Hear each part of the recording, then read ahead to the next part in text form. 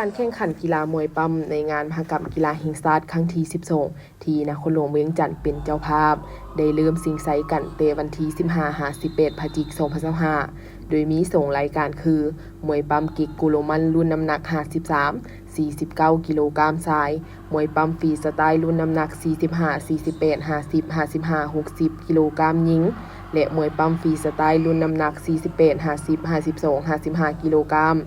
ในนี้นักกีฬาจากกระทรวงป้องกันความสงบสามารถคว้าได้1เหรียญคำ2เหรียญเงิน3เหรียญทองนางมีเจอสุขสาครมวยปั้มฟรีสไตล์รุ่น48กิโลกรัมคว้าเหรียญคำท้าวบุญทวีพรหมจักรมวยปั้มกิกกุโรมันรุ่น53กิโลกรัมคว้าเหรียญเงินและนางบิ๊กซีขุนพิทักษ์มวยปั้มฟรีสไตล์รุ่น55กิโลกรัมคว้าเหรียญเงินท้าววีทวัฒน์สิงหาราชมวยปั้มกิกกุโรมันรุ่น49กิโลกรัมเหรียญทองท้าวอนุนเสนสุพรรณมวยปั้มฟรีสไตล์รุ่น52กิโลกรัมเหรียญทองท้าวกองนภาดีเลิศมวยปั้มฟรีสไตล์รุ่น55กิโลกรัมเหรียญทอง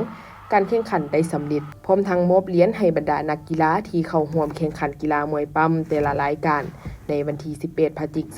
2025เฉพาะรายการมวยปั้มฟรีสไตล์รุ่น48กิโลกรัมที่นักกีฬาป้องกันความสงบสามารถคว้าได้เหรียญคำเป็นเกียรติมอบเหรียญให้นักกีฬาโดยพลจัตวาแสงทองเกลือบุญล้ำห้องหัวหน้าห้องว่าการกระทรวงป้องกันความสงบคณะรับผิดชอบ4นำรวมครูฝึกนักกีฬากระทรวงป้องกันความสงบสำหรับรายการแข่งขันกีฬามวยปั้มฟรีสไตล์รุ่น48กิโลกรัมเหรียญเงินตกเป็นของนักกีฬาจากแข่งจำปาสักเหรียญทองอันดับ3รวมตกเป็นของกระทรวงป้องกันประเทศและนครหลวงเวียงจันทน์